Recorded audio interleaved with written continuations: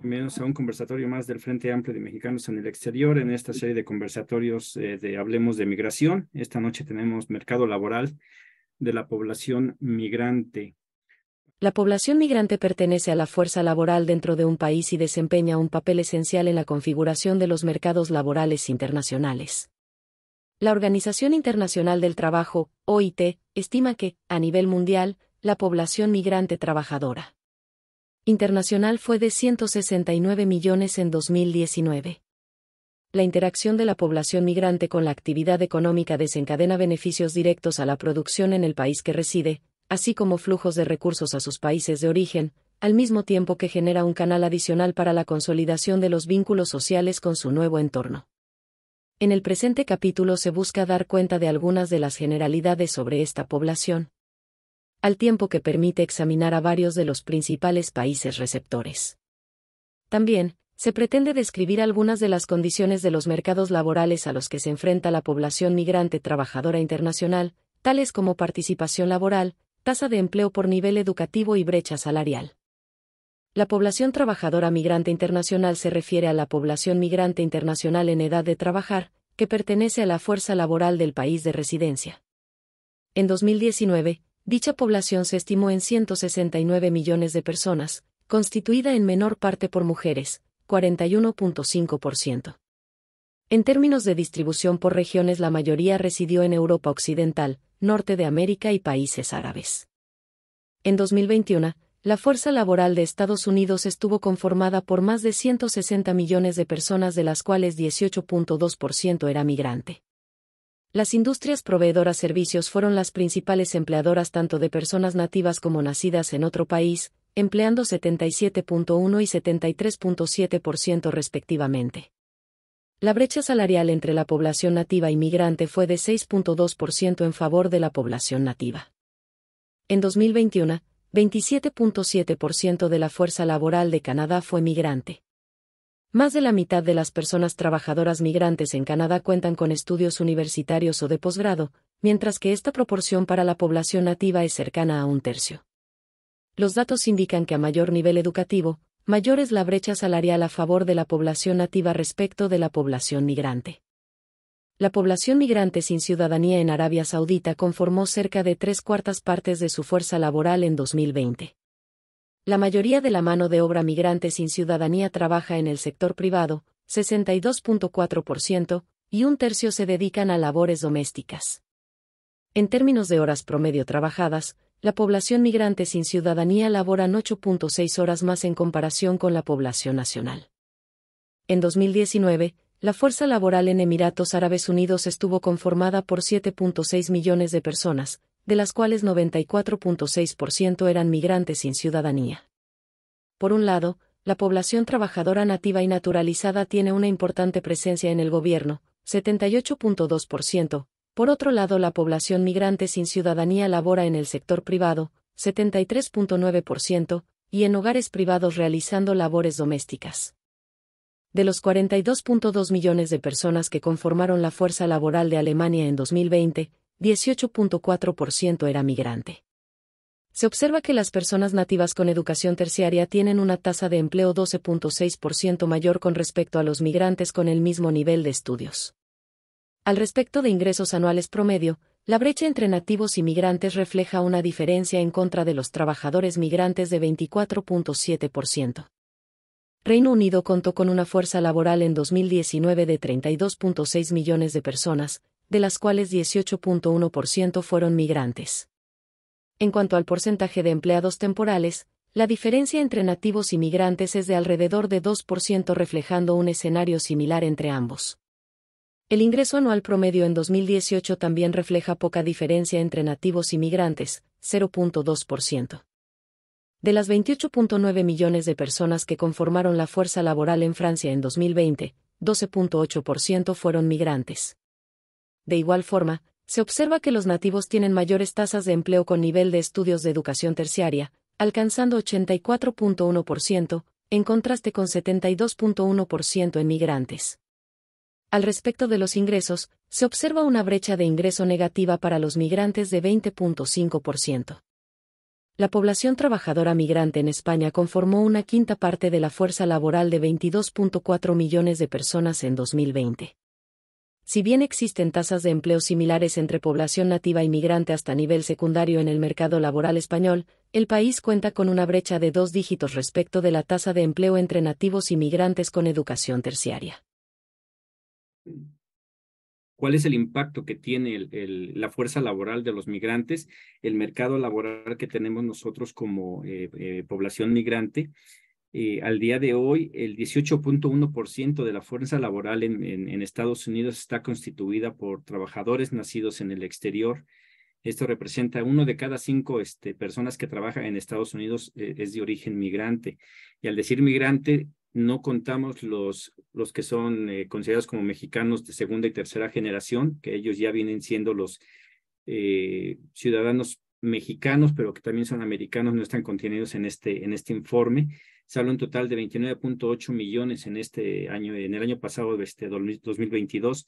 Si 29.8 millones de personas le ponemos los 11 millones de aparentemente indocumentados que trabajan en Estados Unidos, representamos la mitad de esa fuerza laboral migrante en Estados Unidos. Es un número que ha ido cambiando poco a poco, que ha ido subiendo. En el último censo se estimaba que 45 millones de personas eran migrantes, o sea, el 13.6% de los residentes. Eso fue en el censo del 2020. Los datos no sé si representen fielmente la información, porque recordemos que fue en la época de la pandemia.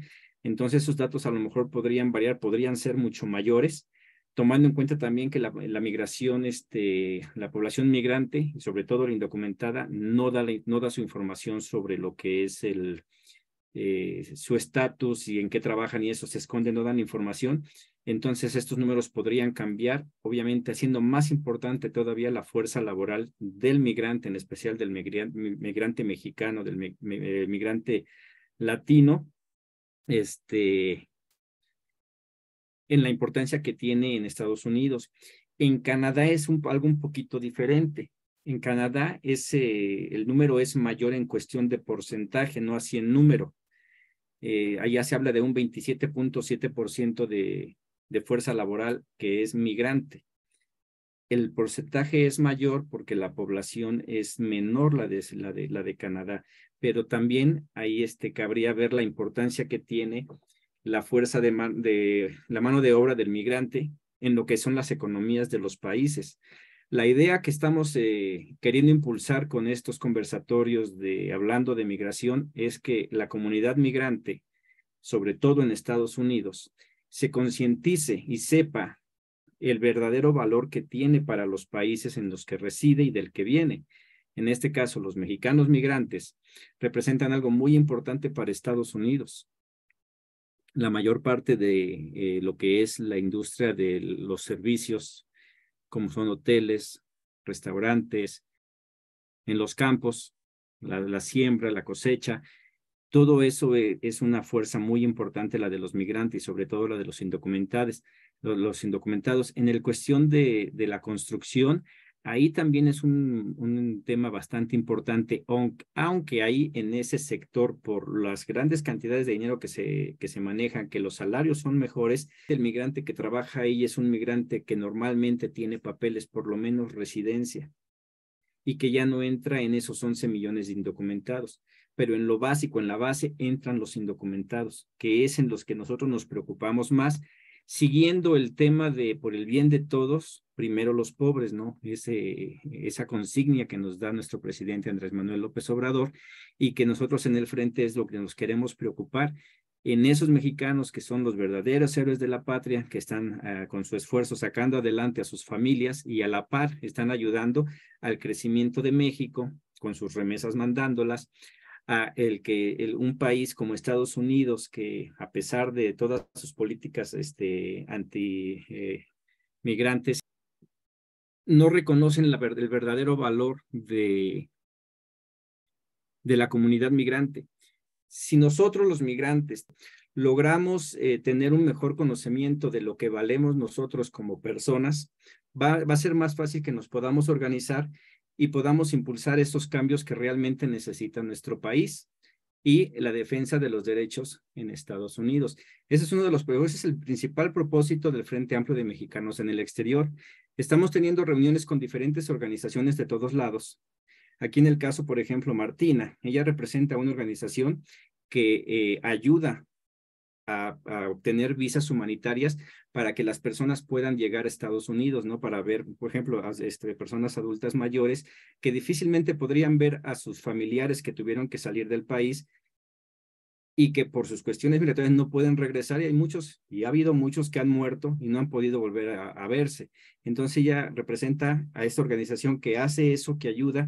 Tenemos otras organizaciones que ven en cuestión cultural, tenemos organizaciones que ven cuestiones laborales, Defensoría de Derechos Humanos, y la idea es darle voz a todos esos, porque aunque la población migrante en Estados Unidos está organizada por pequeñas células, no estamos unidos en un bloque.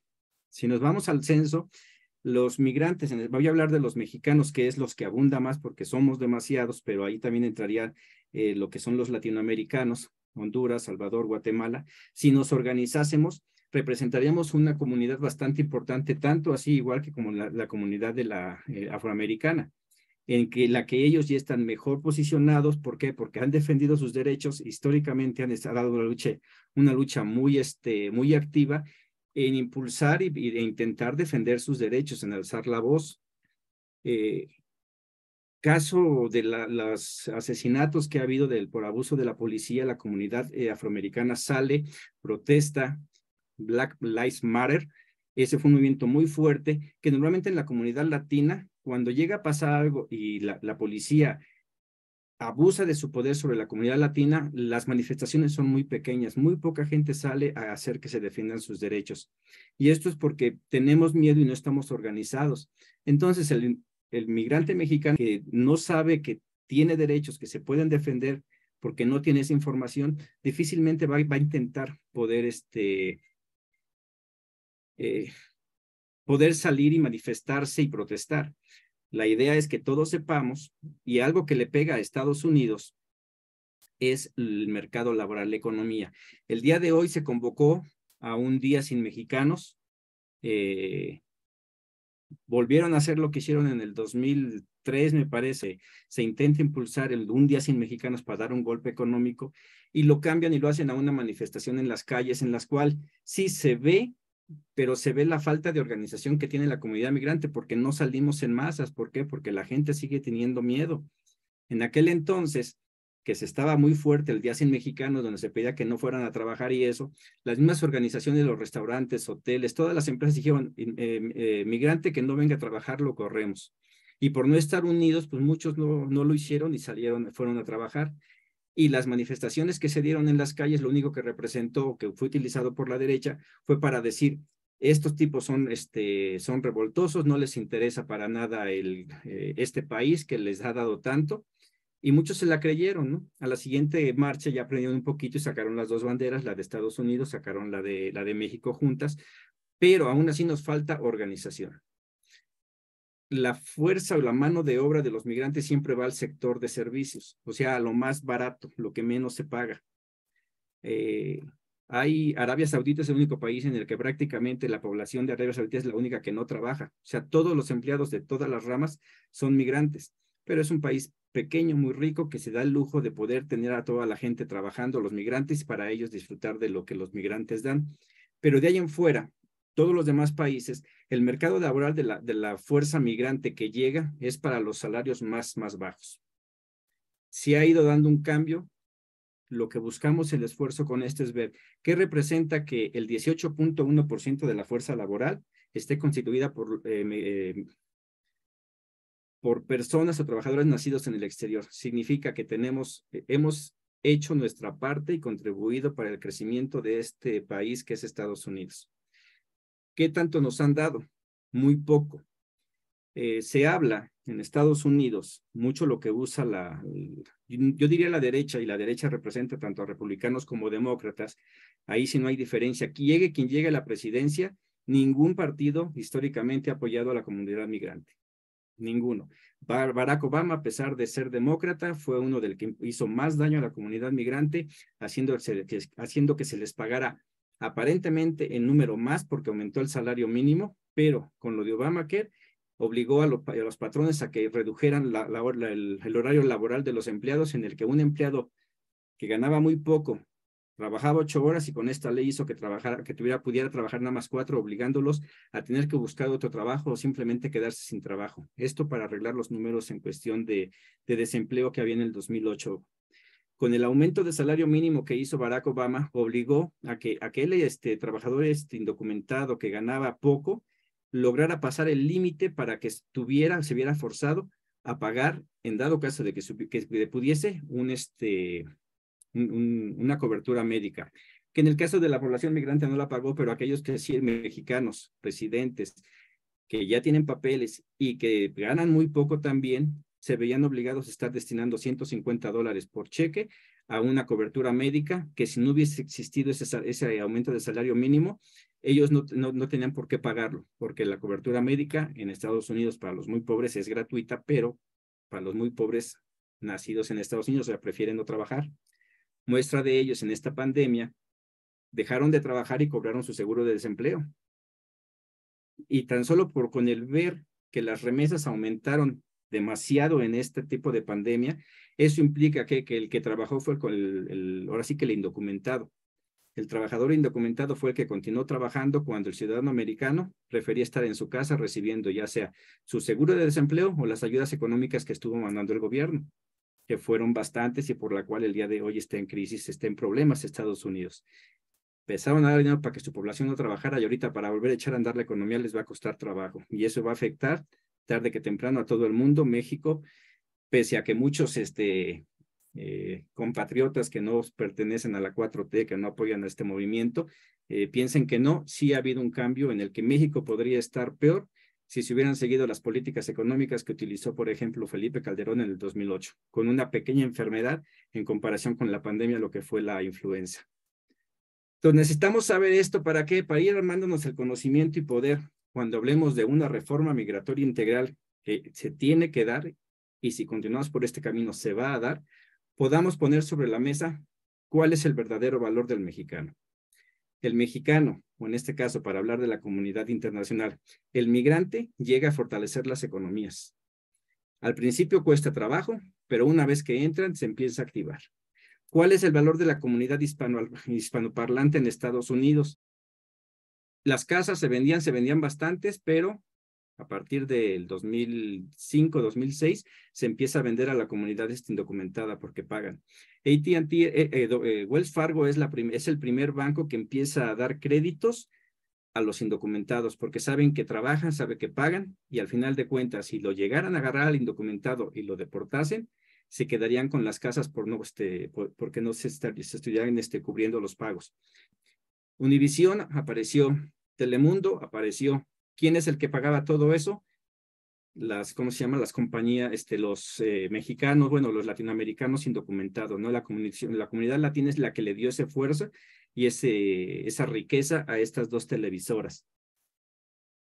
AT&T abre una línea por completo de lo que es telefonía para el hispano, en el cual captan bastante dinero, forzando a la comunidad a pagar contratos hasta de 2 años para poder tener un servicio telefónico que normalmente a un ciudadano se lo daban sin firmar absolutamente nada. Empiezan a engañar a la gente y es como hacen dinero. Y como eso, infinidad, ¿no? En San Diego, California, tenemos dos proveedores de cable, que era Cox y Time Warner, los dos igual dando contratos por años a toda la gente, pero el mercado latinoamericano era de los más fuertes que soltaba ahí. Entonces, una vez que nosotros sepamos eso, es más fácil que podamos, con argumentos, decir cuál es el verdadero valor de nosotros como migrantes en esa economía. En la economía nacional, la semana pasada lo mencionaba, a pesar de que las remesas son cuantiosas, afectan muy poco al Producto Interno Bruto. Ese es un llamado para cada uno de los gobiernos. En este caso, al ser mexicano, pues voy a hablar del gobierno y del gobierno, del actual gobierno, ¿no? De Andrés Manuel López Obrador, el cual, repito, apoyo, pero que en el tema de los migrantes se ha hecho muy poco. se siguen recibiendo demasiado dinero en cuestión de remesas, mas sin embargo ese dinero no alcanza o no sirve o no se utiliza para que exista una verdadera crecimiento en las economías de las comunidades en donde está llegando ese dinero. Estamos trabajando, estamos en pláticas y asesorándonos. Se acaba de sacar la tarjeta del bienestar, en el cual yo todavía sigo sin saber bien cómo se utiliza. No he podido descargar la aplicación para ver cómo hacer los depósitos, en el cual se supone que se va a salir más barato el mandar las remesas. Ojalá y que con esto se pueda conformar algo en el que tenga alguna base de datos para saber hacia qué comunidades está entrando más dinero y poder empezar a generar proyectos que ayuden a que aumente la economía en esas comunidades y que beneficie a esas comunidades,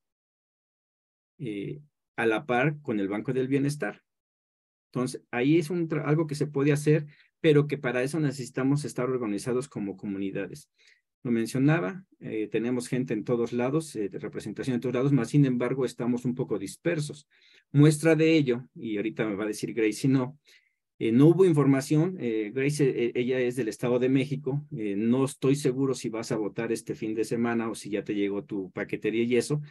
Es algo de lo que ahí yo fallé, como algo que había venido haciendo antes. No me dio tiempo de poder informar a toda la gente sobre el proceso para poder participar en estas elecciones en el Estado de México y Coahuila, pero que desde ahorita ya empezamos para llegar al 24 listos y volver a hacer lo que hicimos en el 18, el poder llegar y mostrar que ahí hay participación de la comunidad migrante. Volviendo al tema, todo lo que entra de remesas es producto de los mexicanos que trabajan allá. Históricamente, el mexicano allá trabaja, manda remesas, construye y nunca se regresa. Y eso tiene que cambiar, abrir la posibilidad de que se invierta en este país, no tanto para que el migrante regrese, porque muchos de los migrantes indocumentados no quieren volver, ya hicieron su vida allá, quieren arreglar papeles y quedarse. Necesitamos saber cuántos son los que se quieren quedar, necesitamos saber cuántos son los que se quieren regresar. O sea, necesitamos saber todo eso para poder, de la mano del gobierno que esté en turno, sea quien sea, poder impulsar acciones para que esto se arregle, pero acciones que emanen del pueblo, que es otras cosas de las que promovemos por ser de la ideología de Morena, en donde se habla del poder popular que emana del pueblo. El día de hoy no tenemos una dirigencia que haya emanado del pueblo, sino emanó de las peores prácticas de la derecha, PRI, PAN, que el día de hoy están en la dirigencia representadas en la dirigencia de Morena, y que es una verdad que a no todos les gusta, pero que está ahí. ¿Cuál es la ventaja o lo bueno de Morena?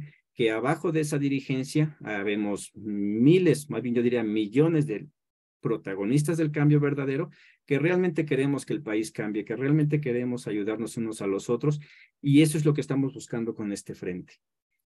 Darnos el valor que tenemos. Si nos esperamos a que nuestros países, tanto donde somos originarios como donde radicamos, nos valoren, nunca va a llegar ese día.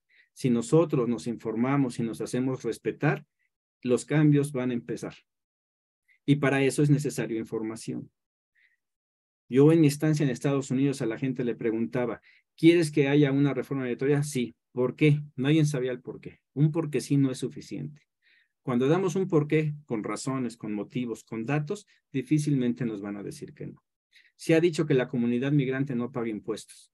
Se oye mucho lo de property taxes en Estados Unidos. Property taxes son los impuestos que paga cada persona que tiene una casa por tener esa casa. Y eso se paga inclusive en México. Yo decía, yo vivo en un departamento donde pago una renta y el dueño de esos departamentos, ellos pagan sus impuestos sobre la vivienda. Entonces sí pagamos, pero muchos indocumentados o muchos migrantes al no saber, pues se quedan, no, es verdad, yo no pago impuestos. Mentira, todos pagamos. Esos impuestos que se pagan en lo que son los impuestos por los property taxes, por la propiedad, ¿para qué sirven? Mucho de ese dinero va a las escuelas. Y sabemos que en Estados Unidos depende del distrito escolar en el que estás, es la calidad. No es lo mismo, hablo de lo que sé, en San Diego, vivir en National City, donde la calidad de la educación no se le acerque nada al distrito de Poway, donde salen gente muy bien preparada y se les paga obviamente mucho mejor a esos maestros allá.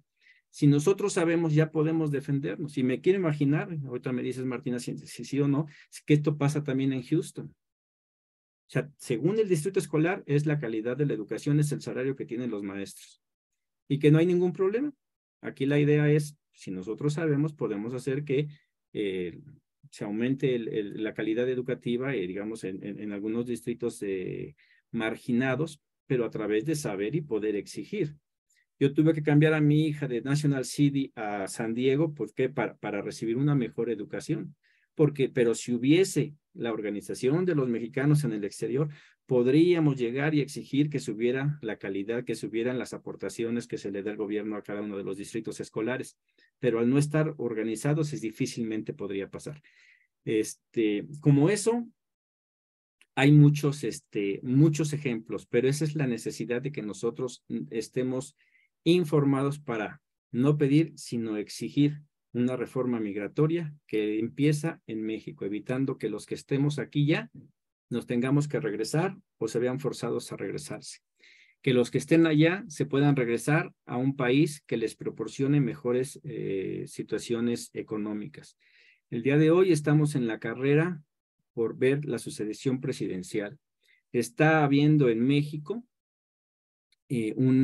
ojalá y no pase, pero una lucha poco inteligente sobre las denominadas corcholatas. Si va a ser Marcelo, si va a ser Claudia o si va a ser Adán Augusto, eso no debe, ojalá y eso no rompa al partido y permita que llegue el PRI o el PAN. El PRI y el PAN van a ir juntos a las elecciones y tienen un voto duro que ya está comprado y que no va a disminuir. Y que lamentablemente de los candidatos o las corcholatas de la oposición, ninguno pinta bien. Ojalá y en Morena cambien y llamen a la unidad y en lugar de estar captando simpatizantes, que empiecen a exponernos y a decirnos cuáles son los planes de gobierno que tienen para continuar con lo que ya se ha empezado y que ha costado trabajo, pero que va hacia adelante, que es la transformación de México. Yo no pienso que estemos en una cuarta transformación, no pienso que se hayan podido terminar las 3 transformaciones anteriores, pero sí estoy consciente de que hay una transformación en México que el día de hoy muchos mexicanos se han politizado, pero desde las mañaneras. Y la información que se da en las mañaneras podrá ser muy buena, pero es incompleta. Se necesita informar más para poder llegar más fuerte y poder exigir nuestras cosas. Si nosotros como migrantes sabemos lo que estamos haciendo, vamos a poder hacer valer nuestros derechos. Martina. Sí, claro. Bueno, pues a todo lo que has dicho es muy cierto, ¿no? Acá, por ejemplo, en Houston, Texas, donde tienen su casa, acá es un abuso tremendo de la comunidad en la mano de obra. Yo recuerdo hace unos años que yo trabajaba organizando las comunidades y hay algunos lugares aquí, en todas las ciudades hay unos lugares donde se estacionan los de China, ya hacen un Chinatown. Eh, entonces aquí de hecho hasta tienen ya los letreros de las calles en chino y todo. Ahí yo me encontré muchachos que les pagaban a $2 la hora en este tiempo. Muchachos que venían por ejemplo, de Guatemala, de México, que no sabían ni siquiera hablar español y los abusaban tanto y yo les decía, oigan, pero ustedes tienen derechos. Pero ellos decían, no, porque necesitamos algo para sobrevivir. Nosotros vivimos 10, 15 en un departamento de una sola recámara, pero necesitamos ese poquito. Y recuerdo que para mí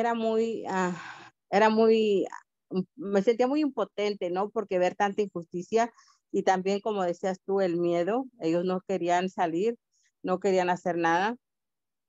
Y bueno, pues ahí quedaron, nunca supe qué pasó. Todavía ahorita en este tiempo, nuestra comunidad es la más abusada. Y una cosa es por miedo, otra cosa es porque no sé qué pasa, que no les da la tentación de aprender un poco sobre sus derechos. Porque aquí hay veces que no les dan lonche, no los dejan ir al baño y eso es contra la ley. Pero si ellos no responden, si ellos no hacen nada, pues no se puede lograr nada desafortunadamente, porque yo lo sé y a mí me lo han dicho, pero si yo voy y hablo con los dueños o con los patrones y luego ellos no dicen nada, la que salgo mal pues soy yo, ¿no? Porque dicen esta revoltosa quiere hacer ruido. Y es mucha la impotencia, sí es cierto, no tenemos aquí, no tenemos ningún beneficio, sí se pagan taxas, aquí pagan taxas los que no tienen documentos. Desafortunadamente el IRS, la Departamento de Rentas Internas, les proporciona un número que son los mismos números del Seguro Social, son creo que 10 o no sé cuántos son, pero es exactamente la misma cantidad de números. Y se las da y se llama un ET number, no sé qué quiere decir ET number, número de identificación de algo así. Con ese número ellos van y reportan taxas y la mayoría de las veces ellos salen debiéndole a la IRS. Le deben dinero. ¿Por qué? Porque ellos no pueden hacer deducciones. Ellos no pueden deducir como los que tienen documentos, ¿no? Que deducen gastos, deducen la ropa, deducen comida, deducen todo. Ellos no pueden deducir nada. Y la mayoría de las veces, como dijo, le salen debiendo. Entonces ganan tan poquito dinero y luego le deben al IRS y tienen que pagarle todo ese dinero.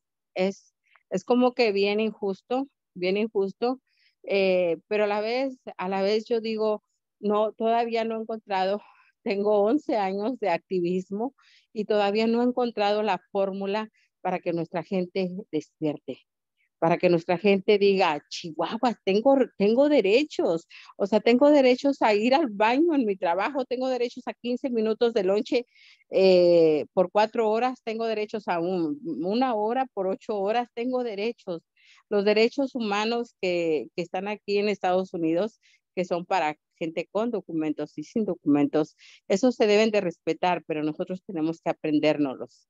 Y es trabajo muchas veces, yo siempre me voy a ir también una parte que los consulados, que son la parte del gobierno que está aquí tratando, entre comillas, de cuidar a los ciudadanos, no hace tampoco nada. Deberían de estar ofreciendo esos talleres constantemente, tener una pantalla ahí en la sala de espera y que estén educando a la comunidad. Mira, tienes derechos, habla estos números, toma esta clase, tenemos Google, tanta cosa que podemos encontrar ahorita, pero pues desafortunadamente en eso estamos, la comunidad inmigrante es muy vulnerable y es la más desatendida y la que más menos pone atención. Precisamente hoy nosotros hicimos un llamado para unirnos al boicot de Florida, donde ustedes saben la ley SB 1718 que el gobernador Ron DeSantis puso.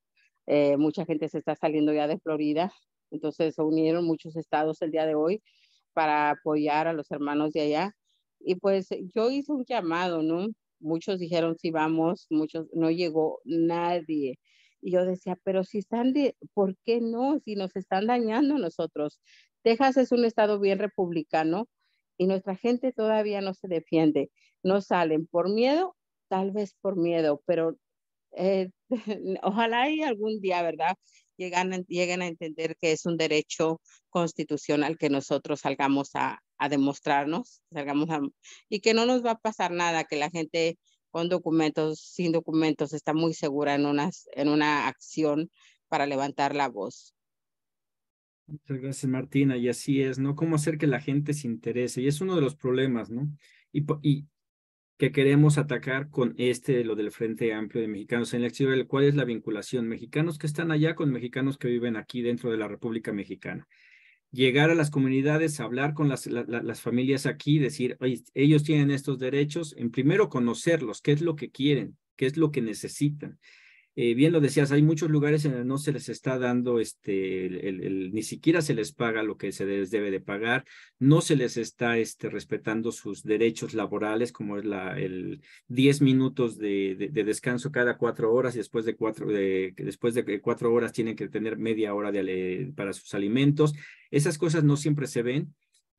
No se respetan por falta de información, pero también venimos ante otra cosa que viene aquí, que es la oleada de latinoamericanos o de migrantes internacionales que están pidiendo asilo y que van a entrar a desplazar en ciertos lugares a esta comunidad que por años se había visto, bueno, se ha visto vulnerada en sus derechos, que el día de hoy van a tener mano de obra barata, porque van a tener muchas personas que van a estar enfrentando un proceso de asilo, en el cual lo más seguro es que lo van a perder, pero que van a poder estar ahí unos cuantos años dentro de Estados Unidos, y eso va a hacer que el indocumentado tenga más problemas para encontrar trabajo y obviamente que se les pague menos y que se les espante más con este tipo de leyes como la bien la que dices, la 1718 de Florida, a sabiendas que el gobernador DeSantis quiere ser presidente y tiene un discurso mucho más agresivo que el de Trump. En este momento, si dieran a escoger quién convendría Trump. ¿Por qué? Porque ya López Obrador logró trabajar y llevarla más o menos con él. No se sabe qué querría, si se podría con este nuevo personaje, pero de igual manera, no asustarse demasiado, porque cada rato en Estados Unidos, sobre todo en época de elecciones, vienen estas leyes que es para jalar un tipo de voto de aquel ciudadano norteamericano que no tiene la menor idea de lo que se está llevando a la boca todos los días. Lo más seguro es que gran parte de la mano de obra para poder tener los bienes de los que gozan ellos ha sido gracias a la comunidad migrante y sobre todo a la indocumentada. Por eso es que hay que visibilizarlo. ¿Qué tenemos que hacer para llegar? Pues empezar a ver eso, dónde están ellos ubicados, cuáles son sus verdaderos intereses aquí en la comunidad en México, en todos los eventos, hablar sobre de eso. Tenemos una colaboración con una compañera de Puebla en el cual está haciendo foros para tratar este tema de los migrantes y está invitando a migrantes que han regresado, que saben de lo que están hablando. Y eso puede hacer que cambie un poquito. Nosotros aquí en el frente, en la página de Facebook, estamos todos los días estamos intentando por lo menos poner 3 noticias sobre asuntos de migración que le puedan interesar a alguien. Ojalá y entren, compartan y les digan a las familias que compartan, y es seguir trabajando y trabajando.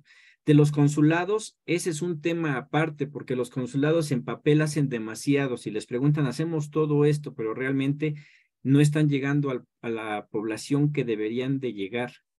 En el 2018, el entonces director de la Secretaría de Mexicanos en el Exterior, de la Secretaría de Relaciones Exteriores, el compañero Valdominos, él hizo una gira por Estados Unidos. Yo pude escucharlo en Los Ángeles y después en San Diego.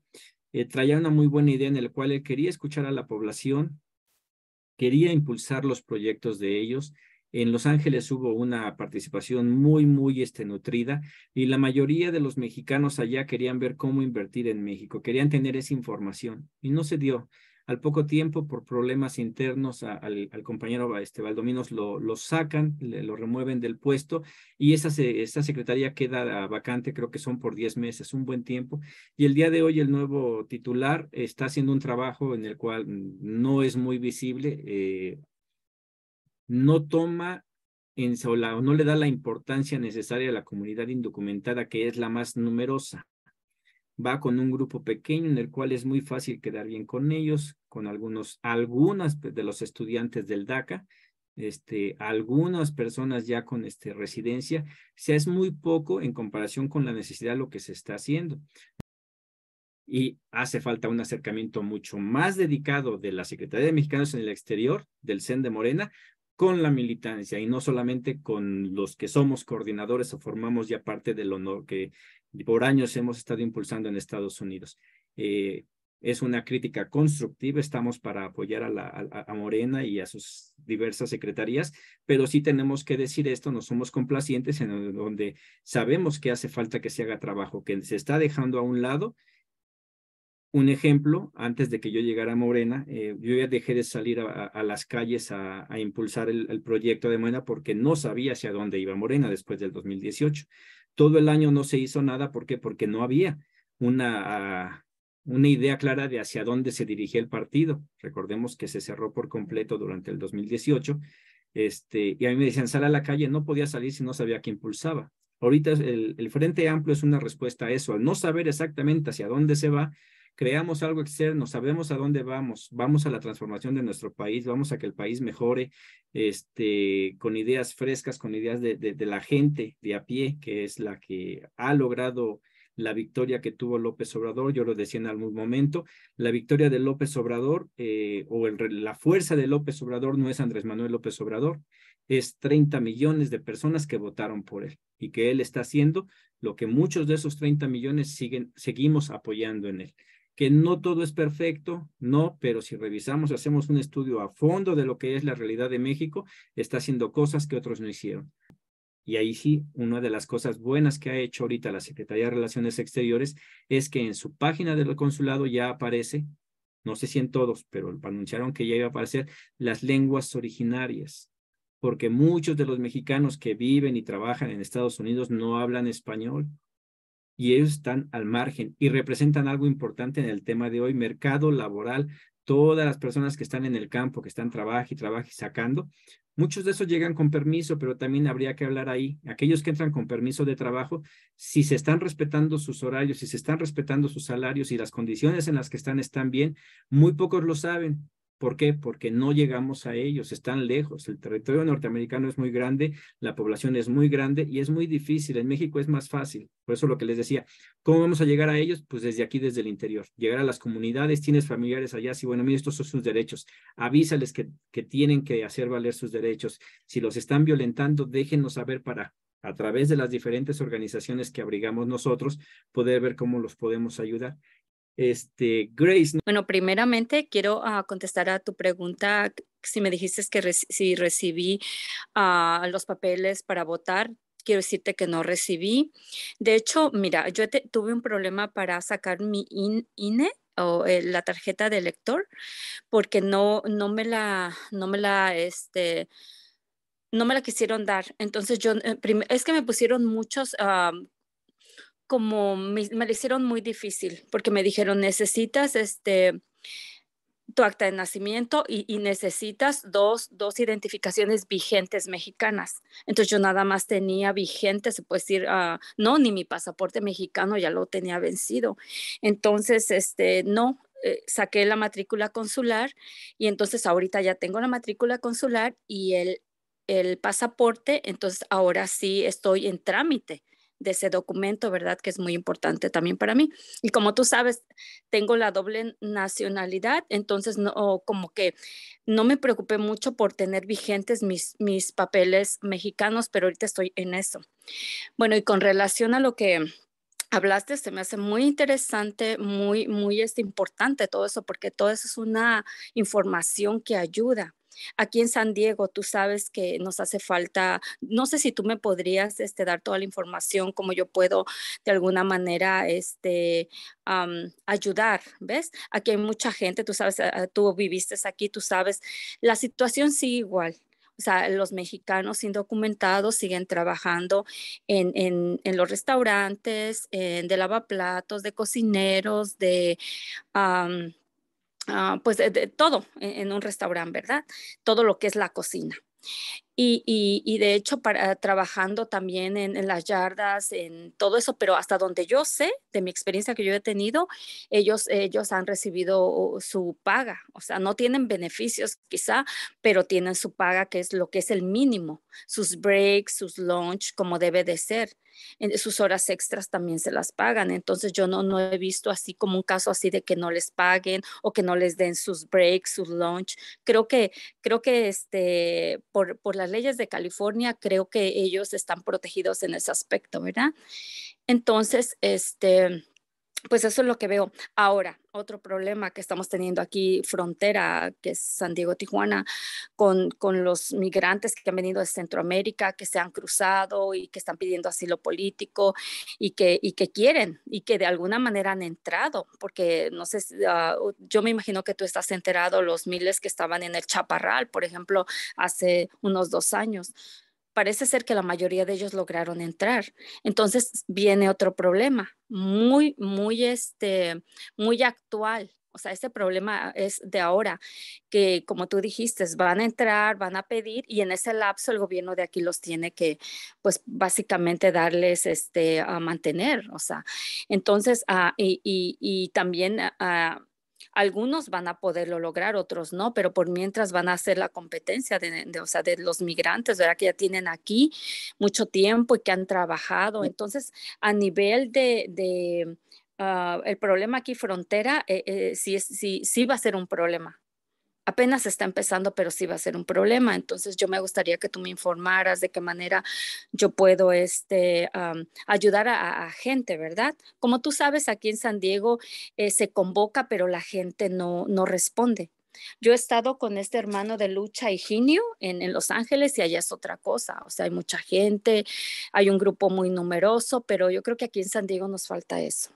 Nos falta trabajar más, informar y armar un grupo, ¿verdad? Tú sabes que aquí en San Diego es muy variada la población, o sea, estamos muy mixeados de todas las nacionalidades, o sea, no podemos decir hay mucho mexicano, pero sí habemos muchos mexicanos. Entonces, yo creo que aquí tiene potencial y podríamos trabajar y como tú dices, tenemos que esperar ahora esta nueva administración, qué es lo que ofrece, qué es lo que podemos. Tú acuérdate cuando nosotros trabajábamos, impulsando a la gente al voto, ¿verdad? Informándolos de lo que Obrador tenía para los migrantes, de su plan de trabajo. Entonces yo creo que es bien importante que ahorita en lo que viene, en la próxima administración, es muy importante saber qué es lo que tienen para nosotros los migrantes, qué son sus propuestas y pues de qué manera nos pueden ayudar, ¿verdad?